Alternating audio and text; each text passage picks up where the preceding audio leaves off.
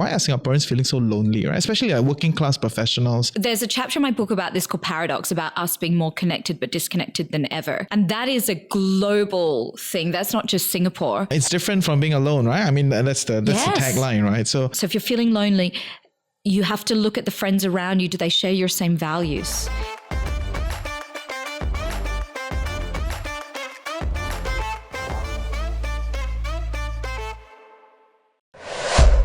welcome back to Wise and Shine. I'm your host Reggie, aka your Chief Financial Coconut. And I'm Dawn, your co-host at Chief Budget Babe. Today on set, we have someone whom some of you might find interesting or even really familiar. Because I know that I grew up seeing you on TV and magazines sometimes. So when I saw your name, I was like, is that the same person I know?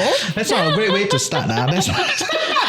If you're female, so Reggie had no clue because obviously he's not a female and he doesn't read shit. He doesn't watch girl commercials, so he has no idea. But all of us, if you guys are female like me and you grew up in the same era as I did, you might find her familiar. So we'll let her introduce herself. She's none other than... Hi, I'm Simone Heng, and I was a former broadcaster, and now I'm an author and a speaker around specifically the topic of loneliness and human connection. Nice. Yeah, and they were also excited when they got met. I was so excited to hear from them. I've been away, like last year I was traveling 40% of the year out of Singapore. I really miss Singapore. And so I've been back since November and I'm activating all these events. And I was so happy to have a local because I'm doing all international podcasts now. Yeah. And so it was so lovely to feel seen and to be able to Of course, we're the best anchored. Local podcasts. Come on. Totally. Yeah.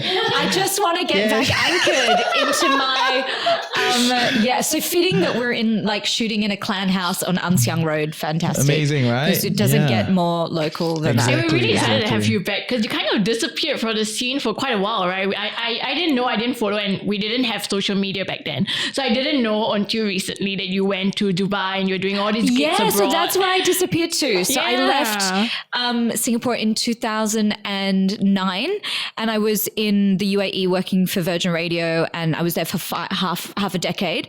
And then my mother got ill and I went back to Australia to take care of her. And we can talk, that's in the book. We can talk more about that later.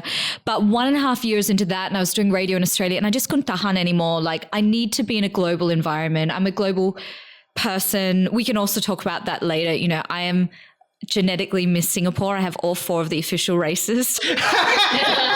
It's like, don't let my Australian vernacular fool you. Also genetically Miss Singapore. Genetically Miss Singapore. At 5'1", confirm, definitely Miss Singapore. Double, at 152 centimeters, double confirm. So, my mum is Singaporean Eurasian. My dad is Chinese. And when I was growing up in Australia, my friends used to, because my mum she's a green-eyed Asian. She has a thick Singaporean accent and she was an RGS teacher. So she has this like very authoritative Singaporean tone. And my Aussie friends were like, is your mum making fun of your dad? And I was like, no, she's a white Asian. She just talks like that. She's not, it hadn't been seen before. But now my girlfriends who are all the shades of the rainbow are raising their kids in Singapore. And I have nieces who are redheads who speak with Singaporean accents. So Mama Heng was starting a trend before she knew it was a trend. Exactly. Girls fashion forward, right? Yeah. Oh my goodness. And now you're starting a trend too in human connection, something that has really come up in recent years ever since the pandemic. Yeah, I was speaking on it prior to the pandemic. So after I came back to Singapore after we got mum stabilized her care. And then I joined local radio here again for the last 4 years of my career. And I could just see a lot of things working at that organization that helped to inform the work that I do now around loneliness and disconnection. And I think one of the big trends that I started by writing the book was speaking really about Asian family trauma from actually being in Asia. So a lot of Asian Americans who talk about this, but my mentor once said to me, the topic that you choose for your speaking, your writing, you should be the best conduit on the earth for it. And if I look at the misfortune of losing Papa Heng when I was 19 and Mama Heng now not being able to speak and kind of not being completely cognitive, I realized like no one else could have written that book because through that tragedy is this wonderful privilege that I can write from a place that it would never harm my parents. If you grow up in our culture with Singaporean parents, you don't write about them. You don't talk about them. They are perfect. But the truth is, for many of our generation, I can't speak for you, Gen Z, but I can speak for late Gen Y and Gen X, is there's a lot of wounds that we carry around having to be high achieving, around having to be subordinate, around having to be obedient at all costs. Particularly, I see with my Asian female coaching clients, they're having to care for their ill parents. Their brothers are kind of free to do what they want. So there's very specific wounds. And you can't speak about those wounds unless you're in a place that, I love my parents dearly. They are the inspiration for how I work in the world and live in the world. But you just can't push through that if they're alive or if they're conscious. Yeah. Because here in Asia, because people struggle to differentiate the act from the person. Yeah, but it's true. I mean, I totally relate to what you said. There's a lot that I want to talk about growing up in a super Asian household. All that rules that you said applied to me as well as a child growing up, right? And there were things that my parents did. It was probably what they felt was best, but it does lead to certain wounds and trauma that just follow you. And it's a very conscious effort now as a mom for me to break out of that. Yeah. And instead of defaulting to the inner voice, that's my parents' voice, when my child does something that I used to do and reacting the way that my parents did to me, it's a very conscious effort to say, no, I have to break this cycle. I have to break and stop this generational trauma. I give you an example, like the risk aversion of growing up in a Singaporean household, the risk aversion, which is part of our national character. And we talk more about this later, but that risk aversion can, on one hand, lead to an incredible society like we have here. We don't have crime, very low crime, and all of the great things about Singapore. But also at the same time, it can breed fear depending on who the conduit of the messaging is. So for example, I remember my parents constantly saying, if there ever was like a drink on a table, like, accident waiting to happen, is an accident waiting to happen. Yes. And sometimes I'm with my nieces or even my dog, and I'm about to be like, that there is an accident waiting. And I'm like, stop. You're putting fear into this child. It's not an accident waiting to happen. You're making dragon's beard candy and it's a bit of like powdered sugar. Like it's okay if the child gets the powder on them. It's fine. But I still have that in me, even with my godchildren and my nieces. Like I can hear it. Wow. Interesting. And I know there's a lot to unpack, in the Asian How family long do household. we have? No, it's great. It's great. It makes my life very easy today. But I think we wanted to kind of really get the ground going on this whole loneliness discussion, right? Because that's the genesis of the book. And we want to also kind of like talk a little bit about like, why are Singaporeans feeling so lonely, right? Especially like working class professionals. A lot of us feel very lonely, so that's kind of the epidemic, the loneliness especially epidemic in of this age where we're so connected. And it's we are so easier lonely, than right? ever before to establish these connections and stay in touch. But people feel inherently a lot more lonely than our parents and forefathers ever did. And that's such an irony. For many different reasons. Yes, and I know you've touched on a few just now, right? So I want to kind of... No, there's I think there's a chapter in my book about this called Paradox, about us being more connected but disconnected than ever. And that is a global thing. That's not just Singapore. Having been away for 40% of the year last year and being in many different countries and examining, one of the things we have on our side is that we're compressed. So even if you're alone working from your flat, you can at least look out and see people. What we're looking at in places like America and Australia with the town planning is that you're not in a saturated environment. So if you live in the suburbs or a small town, you can go for months without even having eye contact with another human. You see grass and trees. The dopamine, the oxytocin you get from eye contact or interaction you're not getting. And so one of the things that we complain about lack of space in Singapore is actually in the loneliness situation to our benefit. However, do we acknowledge each other on the street like some other cultures? Not so much. One thing that we do have is this idea of filial culture. So Asian culture in general, we're a collective, which means we don't consider the individual above the collective. And we could see this in the reaction of Singaporeans to the pandemic, how wonderful it was that everyone very quite well followed the rules. And that wasn't the same or consistent in other parts of the world. And that is because this idea that I am making a sacrifice now for the good of the community bigger than me, and to be of service to them, rather than going my individual voice and my individual freedom freedoms are more important, which we see more in Western culture. And as someone who sits between both of those worlds, I'm a mouthpiece for that. I'm not throwing shade onto either. You know, that's a wonderful privilege of being between East and West, is that you can notice the difference and articulate it for both sides. However, one of the great things about collectivist culture, which is to do with the science of human connection, is when we are of service to something bigger than ourselves, we get a hit of dopamine, oxytocin, so we feel good. And then the person receiving the act of service gets a hit of dopamine and oxytocin. So when you help the auntie across the road with her shopping bags and she's like a hunchback and you're like, auntie, please let me help you. Auntie feels like she's not forgotten from this ancestral tribe that all of us human beings evolved in. We all had safety in numbers. Our worst fear was to be rejected from that grouping of people, because we would have died on the savannah or wherever we evolved in. We would have died really quickly. Saber-toothed tiger would have killed us.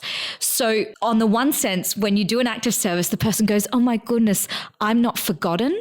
And then you feel good because you feel more secure that your position in society is more stabilized. So that's why you get feel-good hormones too. So there's a lot of things that actually are playing in our favor being part of Singaporean society. So the way our cities are planned, super condensed, we're always seeing other human beings. And number two, that collectivist idea of contribution to something bigger than ourselves. We could talk more about the problems in a moment if you want. No, but what you're saying is relative to other countries which are like more spread it, you know, more town and more planning. individualistic in nature. Yeah, so relative to them, we're doing better. Right? That's from your objective. We have that playing in our favor. Okay. But then relative to where we were, or at least that's how everyone feels. I mean, because we didn't grow up in the previous generation, techie. right? So we are very techie. We live in Wakanda. Honestly, when I come in through the airport, it's like catching a bus. I'll just scan, long-term pass holder, just go through, you know, and as a result of all this, I order with a QR code when I dine. Singapore, technologically compared to other parts of the world, is so advanced. And that technology is impeding some social connection behaviors. And that's where we get the comparison with the generations that came before, right? And what we're seeing with the next generation, so your children's generation, which is worrying, those people that didn't grow up with an analog childhood, is, you know, they're basically having to use connection cards to prompt them of how to speak to people. You know those card decks that you've been seeing everywhere? Have you been seeing these? No. Oh, they're massive around the world. Connection card decks. People use them for events and they prompt questions because people are no longer curious. So I, with an analog childhood, have a natural curiosity to ask you questions about you. But what if you grew up in an era where I could find everything about you from your Instagram profile? So why would I ask you any questions when I meet you? Mm-hmm. You see how that's impeding the way our brain works already to connect. So if you don't have a curiosity about people, you don't ask them questions. If you don't ask people questions, you don't get vulnerability or emotional disclosure. And we need vulnerability and emotional disclosure to connect on a less than service level. So that's really important. I want to dive deeper on like the factors in Singapore, right? That's causing all these loneliness and all that jazz, right? Because I know sometimes I feel like, oh yeah, you know, it's great, right? You know a lot of people, a lot of people know you, great, go for it, right? But sometimes I feel like, oh my God, this is so lame, right? Like I feel lonely, right? It's different from being alone, right? I mean, that's the tagline, right? So what are some other things that you've observed in Singapore that's causing this loneliness? Sure. Yeah.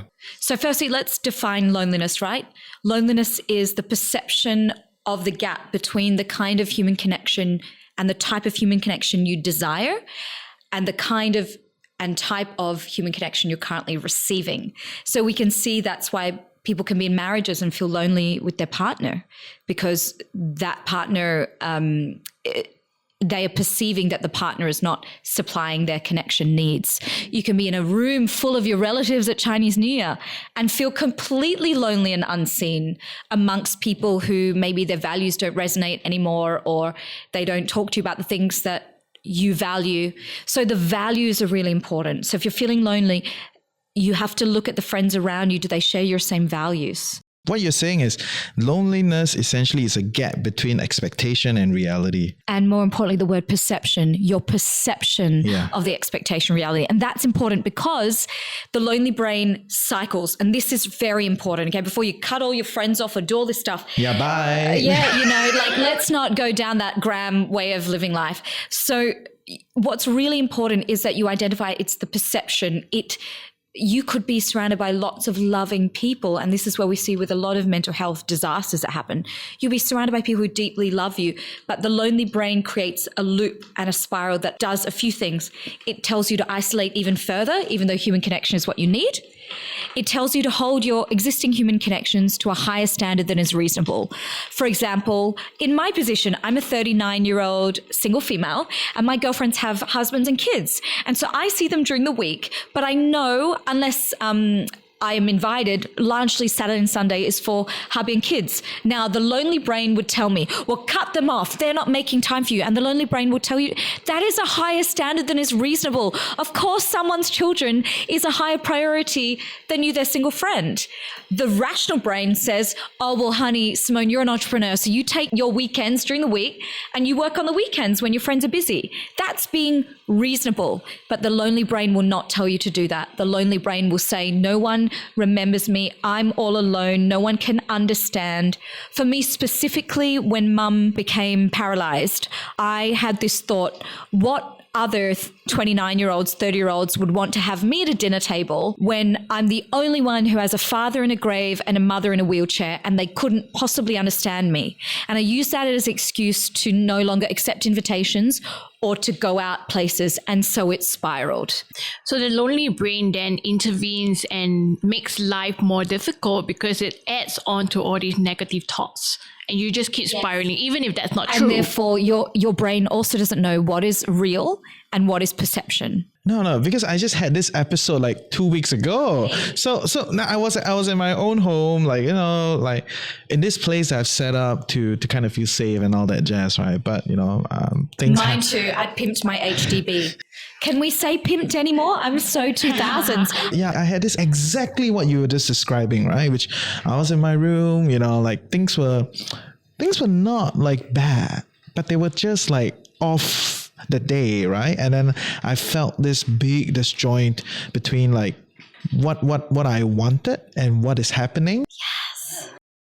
And then I went on this whole crazy, you know, thing of trying to cut people off, right? Breaking up and all that stuff, right? So and then I was like, what the hell is this? But 2 days later, after I kind of settled it down, then it just like, no more. This thing is done. Your rational brain kicked back. Yeah. So exactly what. But this is congratulations to you. It's because you have, and this is the subject of my second book, you have a high level of self-connection. So you could identify from a third voice that, hey, this is out of character.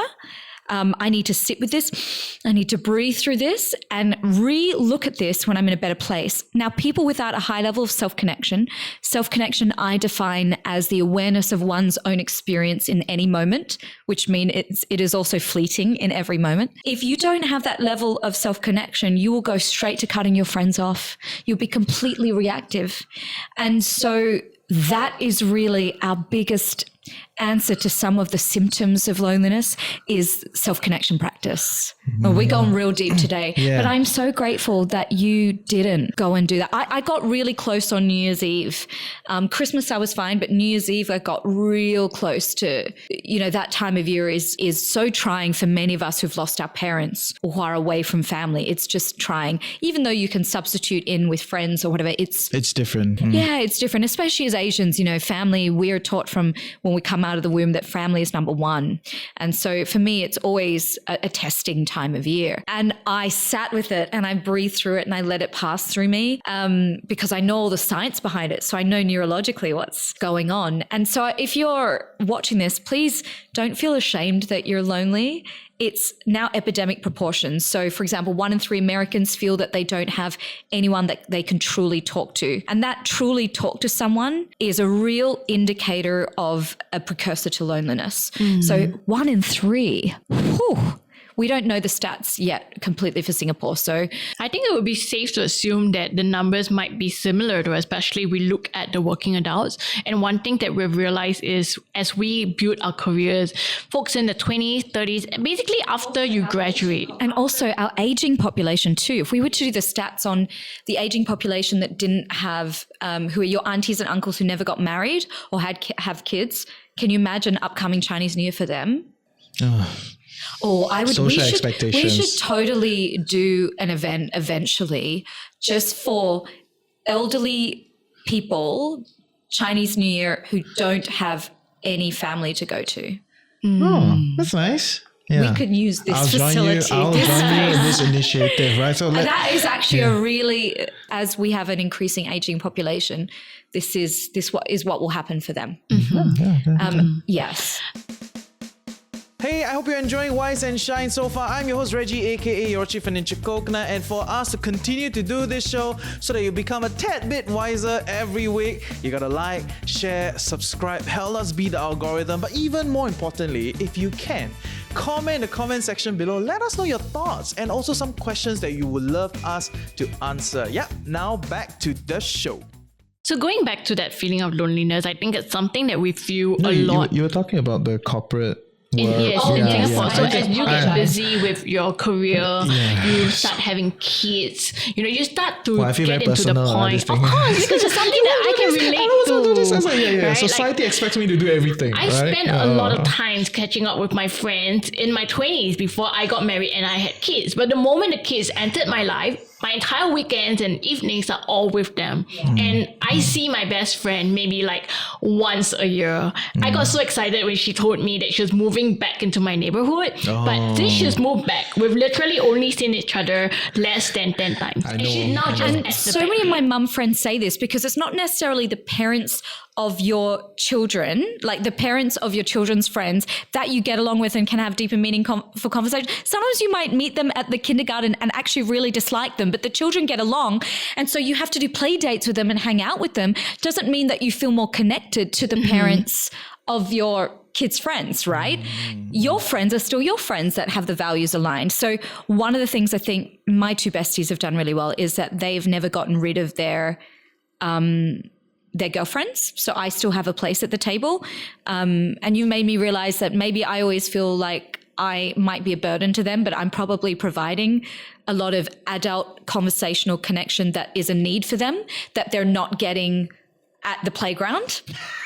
Because it's more transactional. It's like, oh, that's your kid there. Oh, okay, what are they doing for their exams? Or what school book do I need to buy? Or, it's transactional conversation. It's very surface level conversation that doesn't go into the whole vulnerability part. Like, this is how I feel with my career right now, in my marriage right now. You don't open up as much. So let me tell you the big answer to this and also to the cutting off issue. So I never cut off. I just move a friend to a different rung of the 5 kinds of connections. So chapter 2 in our book talks about the 5 kinds of human connection that you need. And you need connections in all of these. So firstly, the transactional connection you're talking about are called micro connections. And don't discount them. We all missed them during the pandemic. Just the smile at your Starbucks barista, the eye contact. I became great friends with my neighbors. Yeah. Which we didn't talk for, ever. There are old Teochew aunties in my HDB estate that can't speak a word of English, and we just acknowledge each other. We just smile. I can't speak their language. They can't speak mine. We just have that moment of oxytocin. And that isn't at all bad, because what we know with micro connections is that the superficial conversation can act as a gateway to something deeper. So if you pay attention to the other mums at the school, who are the ones talking about a clue of the things that you're interested in? That could be a gateway to bring them deeper. So the next rung is relational connection. And these are the people in your neighborhood. Like during the pandemic, your neighbor could lend you something that you really needed and throw it across the threshold of your door. This is feeling you're part of a social fabric. So there's a net to catch you. So we find this normally, it's about a group of 15 people. You find this in your kin. So uncle and auntie who are not your best buddy, they don't get invited to Chinese New Year. They're on the peripheral ring, but you are something to them and they are something to you, and you can ask them for help in terms of, can I borrow your steamboat maker? So I have a cousin that I borrow her steamboat maker every year. We are connected in that way, but we're not super close. Do you understand what I mean? I get it. And I think more people should do that, right? Like one steamboat maker can feed the whole kampong. And no one's going to do steamboat every day, you've right? just highlighted something incredible by saying kampong, this idea of the village effect. We prospered as Homo sapiens became dominant as a species by our ability to demonstrate mutual care. So we survived in those tribes because when we went to sleep at night, we could sleep because a different tribes member would take turns to keep watch while we slept. If we hadn't had mutual care like that, we would have all had insomnia and perished as Homo sapiens. So when you do things like you borrow a costume off another mum for your kid's dress-up day instead of making it from scratch again, you are demonstrating mutual care, right? So this is still important, relational connection. But these are not deep people that you tell your whole life story about your divorce to, okay? So the next rung of connection, and this is the one that's really important for all the busy, working, late millennials or millennials, feeling lonely, these are intimate connections. And according to evolutionary anthropologist Robin Dunbar, this number's only 5 people actually. And these are often found in the 5 people you cohabitate with. If you married well, this is your husband or your wife. They are the people that if you have a solid quality marriage or relationship, that you can go really deep with. They can see you on the toilet and they still love you. There's that level of intimacy, warts and all. And for me, with my family trauma, with my parents having passed, I've learned to cultivate this set of 5 in every country I lived in. So in Dubai, I replicated 5. Singapore, I have 5. I have 5 in Australia, and I have 5 in Switzerland where I lived. And so I have 25. Oh, hold on. 20. How's my math? Definitely an arts person. I have 20. That's a good feeling, right? They're just in different countries. So quick question about these 5 people, right? Is there like a time frame, a minimum number of years that you need? No. In order to get into that all. 5 for most it's people? It's the level of depth and intimacy. Exactly. So because I am also, I live in KL, right? So, and I grew up here. Oh my gosh. Are you one of those commuters? Yes. Yeah. No, I don't commute every day, but Singapore plus Malaysia. Yeah. So I fly in and then I do all the shenanigans for a week and then I'm out pretty much. Right. So I have all the 5 friends here, right? For sure, right? But in KL, when I first went there, I was like, what the hell? What am I doing here? I'm just cafe hopping every day, right? Living the dream. Right? but it's really empty, But eventually, I did what you did, which is like you kind of recreate it. I'm like a 3, maybe not like 5, But it's like, oh, this person's very interesting. Let's just meet again, again and again, and then eventually became like, oh, this is cool. And for me, it can become like a global matrix, for example, of my Dubai 5. And so when I've been going, because my publisher's in the UK, so last year when we launched, I was in the UK a lot, and I was able to take the train to Winchester, take the train to Cambridge, and see my girlfriends now with their kids, and I'm part of their family, and they actually have a full family now, not like when we were in our 20s, and to still feel that depth of connection when the kids went to bed and we sat down on the couch in our pajamas, and we could still have those deep, they'd tell me about their husbands, I'll tell them about some idiot I went on a date with. Like we still have that depth. So I don't think it's about location. I don't think at all that it's about duration of time. And I think a lot of like my Singaporean cousins will always say there's this feeling of loss when the school friends, the secondary school friends that you're so tight with, and then there's that change that happens, right? And that feeling of loss. And I said, don't worry, go out and recreate. Go make your Fab 5 again. So to reiterate, we have done our micro connections, relational connection, intimate connection. We've talked about self-connection. That's one of the other types, that connection with yourself. If you don't have that good connection with yourself, you can't connect with others. You know why? Because you do stuff like cut them off, have a tantrum at them, because you have no awareness in that moment what's going on with you. So that's really, for me, that's the number one. And then your intimate connections are so vital. If you don't have those, a whole bunch of mental health issues, you don't survive long. You need those close 5. And that is what we see now with the proliferation of men's groups everywhere. It's encouraging men to be vulnerable because historically, there's great research on this. Women go narrow and deep with connection, men go shallow and wide. And so there's a wonderful movement now encouraging men to discuss and go deeper, which I think is powerful. And just bear with me, last type is collective connection. That's what we're doing here. The 3 of us are not best buddies, but we have an interest in the same topics. And you can find these in your cycling groups, in your mahjong group, in your I like to eat durian in the heat and sit on a crate group.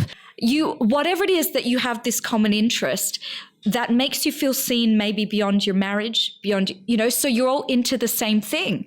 And don't underestimate this. There have been young men who have gone across the world to to join extremist groups because they didn't feel that their family understood, they felt collective loneliness. And for them, that loneliness was so profound that they did extreme things. So where you can join hobby groups, do it. You don't have to be telling your life story to these people. A lot of people find this in church groups or religious groups. Yeah. That is what the original religion originally was created for, was to provide collective connection through the thread of common belief. Let's talk a bit about how this has shifted in the last few decades. In our parents' time, our grandparents' era, these used to be physical connections. You would literally meet these people. And people would drop in unannounced. Yes, correct. Now you're like, how can you not text me? Why are you knocking on my door if you're not Deliveroo? Who are you? Yes, it gets a bit scary. It's a bit scary. I get scared and the dog I was like, alamak, who is here? Who could be here right now? Amazon Prime delivery. No, but so sad. But I stayed with my godma during the pandemic. She loved it when people just crash at the door. I know. To them it's like amazing. Wow. They love it. Yeah, it's like, For me, I'm offended. Yeah, to me it's like, hey bro, what you want? I am watching a binge day of Succession. Why are you here? So I was staying with my host mother in Switzerland just after the book launch because I was already in the UK, and then it's just a 1 hour flight to Switzerland. And I was so jet lagged and sleep deprived, and I didn't get any sleep to the point she apologized to me. She said, I'm so sorry. I didn't know. People were driving in from Germany, just staying in the spare room. People walk over from the rest of the village. Oh, I heard your exchange student from the year 2001 is here. I'm coming to meet her. And they would just expect me to be talking with them. I was so jet lagged. My eye was twitching, but their social stamina, the generation before us, their social stamina is huge. So I'm on TikTok, right? And Gen Z will write to me, I don't need any human connection. I just need Wi-Fi connection. And then the next thing they'll say is, I have social anxiety. And I want to say, okay, maybe you do. Has that been diagnosed? But maybe it's also because the less socialization we do and the more typing and texting we do and the less in-person we do, our social stamina decreases. So it feels more effortful for us than it does for Godma or host mother Irene in the village, or for your parents. It's more tiring for us. I get more tired, definitely, than what I saw her doing for that week that I was there, hosting randoms, opening, changing bedding to host the spare room for people just driven over. It was incredible to watch. And I think that's a Singaporeans lack that also, because we don't have a lot of spare space to have all sorts of random things all to come. Yeah, whereas where I stay now, it's many rooms are all en suite. You want to stay now? Come. Yeah, so it's so funny you say that. I have a spare room, and I pay through the nose to live in the HDB with this many rooms actually. But I have always kept that spare room there because I know as a single woman, when I travel, the kindness of my friends to open that to me. And I really wanted to have that room to open it back to your friends. I've had, because Singapore is somewhere where a lot of people do connections through. So I've had my single brothers and sisters come through, but now it's getting real dark because I'm buying real atas, M&S hand wash, and I'm pimping it out mega in the hope that it will draw even more people to stay when they come through. Yeah. And that's my bid for connection. Yeah, no, and I think it's a big part of being able to connect and, not be so lonely, right? It's really having that space to even do it. Yeah, I said my personal trainer, you fight with your boyfriend, don't worry, you'll come here, spare room for you. You fight with him, don't worry. There's a it's getting dark. Yeah, it's true. No, it's true. But I think that's a big part of why a lot of Singaporeans are also very lonely, because you're just so optimized. You have no space for any other thing. The way housing is done is not built for that. Yeah. But on the other hand, we have this wonderful culture of connection over food. And maybe if I ever learn to actually cook, that could be one of my future books. But this idea in Asian culture of food being love as a conduit for love, I write about that also in the book. And this idea that maybe I don't have the biggest living space, but how we could go share a super delicious yet very cheap meal and be together. So downstairs from my block, there's all those uncles in the white singlet at the food court, and they are there at hours that are people even awake at these hours, and they're with a cigarette and they're talking. And it reminded me of in Greece, all the old Greek uncles with their massive stomachs would sit out there in the beating sun, drinking, coffee with their buddies and having lunch. And that lunch would stretch for 3 hours. This is in Mykonos when I was there. And I was like, wow, the generation above us in every culture has these consistent. And here is our generation so lonely that we have to construct men's groups. And they are just doing it naturally. Yeah. I guess the bigger question is, in our generation, a lot of us are finding these human connections online, Wi-Fi connection, right? But how much of it can really be substituted online versus in person? I think it's you can't. But definitively, you hear it here. Oh, digital connection is the way station. It is not the destination. That one go viral, confirm. That goes into a shot. And that is backed by the late Professor John Cacioppo, who is like the key authority on loneliness. And it's just so true. Yeah. It's never going to give us, there's no firm research to say we get as many of the feel-good hormones from like watching a video of, even my nieces, I watch a video, I think, so cute, I feel good, but it's not the quota that you get from this. Yeah. But as an extension of the phenomenon where our generation, or maybe even the generation after, is having a reduced stamina to have all these connections, I think it's also time to kind of like build it back up, right? Like as with all stamina, work also got stamina, everything also got stamina, right? So you kind of have to build this eventually and then kind of go towards that. I think social media has also changed that. Because in the past, you would need to have a two-way conversation to learn about these kind of things, like, what's going on? You have a video call, you'll meet up and you'll learn these data. But now you just pull up that person's Instagram stories, Facebook Live, and you see that, and it's a one-way consumption. You don't necessarily leave comments all the time as well and say like, good job, or well done, and you just consume. So there's no reciprocity. That's very Singaporean-centric. Don wants you to leave a comment below and say good job, well done. Like, below, share, subscribe. Communicate with us on this podcast so we feel less lonely. Singaporeans send me the best direct messages ever. If I talk about trauma or all the big stuff, they send me the most beautiful direct messages. Oh, the Australians, British, they write publicly lah. They don't care. But there's always, because we live in a very small city, this fear that someone will be recognized. So I have wonderful voice note conversations in the DMs. I recommended therapists. And if you do social media right, it's still a way station. So what I've done with my own business is built this 11,000 people email list and counting. And we host in-person events. And we just meet up to watch a movie and connect and talk about we're going to do connection goals. But one of those big things is creating in-person connection, not just online. And we can do it, but it takes us discussing like right now and having the awareness around it to enable those things to happen. Otherwise, people are tired. It's an expensive city. Everyone's working hard. Doesn't matter whether you're local, expat, everyone is really pushing themselves. Now after the GST thing, oh my God, we're pushing ourselves to work. So people are scrolling and not engaging. You're right, Don. But what if we could get the message out there, which is what I try to do, is that this is not going to satiate you and it has repercussions long term.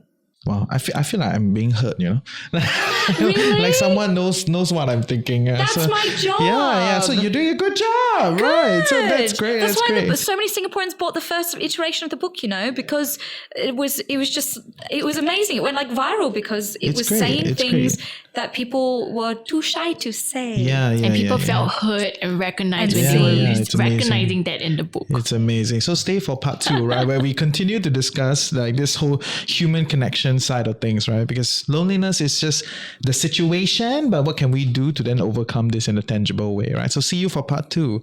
Nice. Thank you.